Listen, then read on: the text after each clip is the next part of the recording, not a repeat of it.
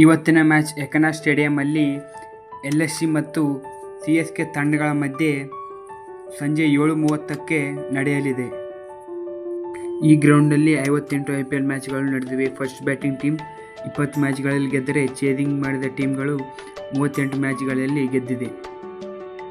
ಎಕನಾ ಸ್ಟೇಡಿಯಂನ average score 184.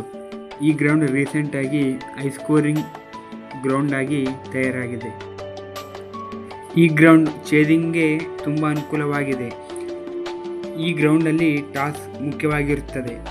Toss ಗೆದ್ದ captain ಮೊದಲು bowling ಮಾಡಲು ಆಯ್ಕೆ ಮಾಡಿಕೊಳ್ಳುತ್ತಾನೆ. CSK ಮತ್ತು LSG ಹೆಡ್ ಟು ಹೆಡ್ ನೋಡಿದರೆ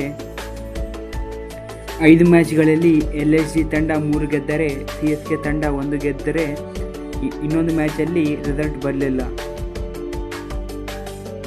ಕಳೆದ ಸೀಸನ್ನಲ್ಲಿ CSK ವಿರುದ್ಧ LSG ತಂಡ 2 ಮ್ಯಾಚ್ಗಳಲ್ಲಿ ಗೆದ್ದಿದೆ. ಇವತ್ತಿನ ಮ್ಯಾಚ್ LSG ಹೋಮ್ ಗ್ರೌಂಡಲ್ಲಿ ನಡೆಯುವುದರಿಂದ LSGಗೆ ಹೋಮ್ ಅಡ್ವಾಂಟೇಜ್ ಇರುತ್ತದೆ. LSGಗೆ ಗೆಲ್ಲಲು ತುಂಬ ಅವಕಾಶಗಳಿರುತ್ತವೆ. CSK ರೀಸೆಂಟ್ ಫಾರ್ಮ್ ನೋಡಿದರೆ ಲಕ್ನೋಗೆ ಗೆಲ್ಲುವ ಅವಕಾಶಗಳು ತುಂಬ ಕಾಣುತ್ತವೆ. CSK ತಂಡ ಗೆದ್ದು ಕಮ್ಬ್ಯಾಕ್ ಮಾಡಲು ನೋಡುತ್ತಾರೆ. ಆದರೆ ಎಲ್ಲ ಪ್ಲೇಯರ್ಸ್ ಆಲ್ರೌಂಡ್ ಪರ್ಫಾರ್ಮೆನ್ಸ್ ಕೊಡಬೇಕು. ಮುಖ್ಯವಾಗಿ ತಮ್ಮ ಓಪನರ್ಗಳು ಪವರ್ ಪ್ಲೇಯಲ್ಲಿ 80ಕ್ಕಿಂತ ಹೆಚ್ಚು ರನ್ಗಳನ್ನು ಹೊಡೆದು ಟೀಮ್ಗೆ ಸಪೋರ್ಟ್ ಕೊಡಬೇಕು. ಪವರ್ ಪ್ಲೇಯಲ್ಲಿ ಹೆಚ್ಚು ರನ್ಗಳು ಬಂದರೆ ಮುಂದೆ ಬರುವ ಬ್ಯಾಟ್ಸ್ಮನ್ಗಳ ಮೇಲೆ ಪ್ರೆಷರ್ ಇರುವುದಿಲ್ಲ. ಫ್ರೀಯಾಗಿ ಆಡಿ ರನ್ಗಳನ್ನು ಸ್ಕೋರ್ ಮಾಡಬಹುದು. ಲಾಸ್ಟ್ 5 ಮ್ಯಾಚ್ಗಳಲ್ಲಿ CSK ಓಪನರ್ಸ್ಗಳಿಂದ ಪವರ್ ಪ್ಲೇಯಲ್ಲಿ 50 ರನ್ಕ್ಕಿಂತ ಹೆಚ್ಚು ರನ್ಗಳು ಅವರ ಓಪನರ್ಸಿಂದ ಬಂದೇ ಇಲ್ಲ. ಈ ಮ್ಯಾಚಲ್ಲಾದರೂ 80+ ರನ್ಸ್ ಹೊಡೆಯಬೇಕು. ಇವತ್ತು ನಾವು LSG ಮತ್ತು CSK ಮ್ಯಾಚ್ ಒಂದು ಥ್ರಿಲ್ಲಿಂಗ್ ಮ್ಯಾಚ್ ಆಗಿ ನೋಡಲು ತುಂಬ ಅವಕಾಶಗಳಿರುತ್ತವೆ. ಈ ಸೀಸನ್ನಲ್ಲಿ ರಾಹುಲ್ ತ್ರಿಪಾಠಿ ವರಸ್ಟ್ ಫಾರ್ಮ್ನಲ್ಲಿದ್ದಾನೆ. ರನ್ಸ್ ಸ್ಕೋರ್ ಮಾಡ್ತಾ ಇಲ್ಲ. ಸ್ಟ್ರೈಕ್ ರೇಟ್ ಬಿಲೋ 100 ಇದೆ. ರಾಹುಲ್ ತ್ರಿಪಾಠಿ ಸ್ಥಾನದಲ್ಲಿ ಶೇಖ್ ರಶೀದ್ ಅಥವಾ ಬ್ಯಾಟಿಂಗ್ ಆಲ್ರೌಂಡರ್ ಅನ್ಸುಲ್ ಕಂಬೋಜ್ ಅವರು ಪ್ಲೇಯಿಂಗ್ 11ಗೆ ಬರಲು ತುಂಬ ಅವಕಾಶಗಳಿವೆ. ಇದೊಂದೇ ಚೇಂಜ್ ಮಾಡಬಹುದು CSK ಟೀಮ್. ವಿಜಯ್ ಶಂಕರ್ ಪರವಾಗಿಲ್ಲ, ಸ್ವಲ್ಪ ರನ್ ಸ್ಕೋರ್ ಮಾಡ್ತಾ ಇದ್ದಾನೆ. ವಿಜಯ್ ಶಂಕರ್ ತುಂಬ ಲಕ್ಕಿ.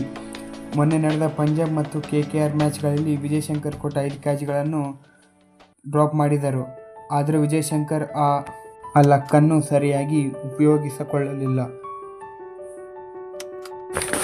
ಶಿವಮ್ ದುಬೆ ಈ ಮ್ಯಾಚಲ್ಲಿ ಒಳ್ಳೆ ಪರ್ಫಾರ್ಮೆನ್ಸ್ ಕೊಡಬಹುದು.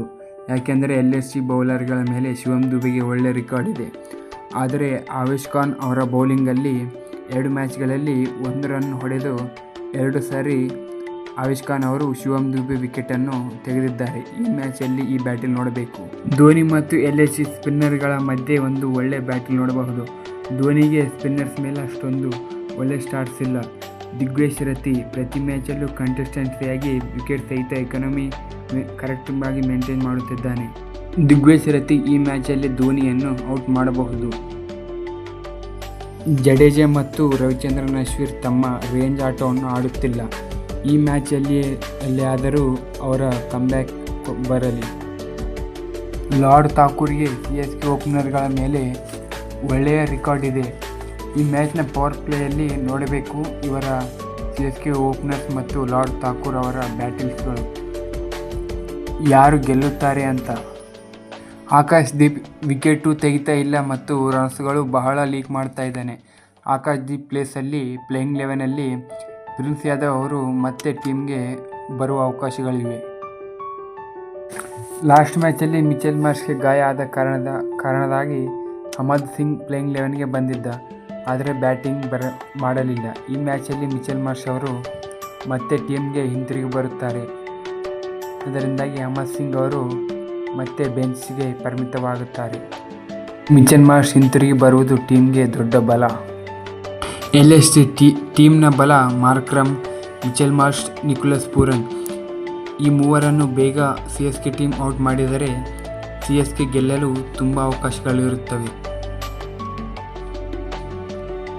ನಿಕೋಲಸ್ ಪೂರನ್ ಅವರು ಈ ಸೀಸನ್ನಲ್ಲಿ 31 ಸಿಕ್ಸರ್ಗಳು ಹೊಡೆದರೆ CSK ಟೀಮ್ ಎಲ್ಲ ಸೇರಿ 32 ಸಿಕ್ಸರ್ಗಳನ್ನು ಹೊಡೆದಿದೆ.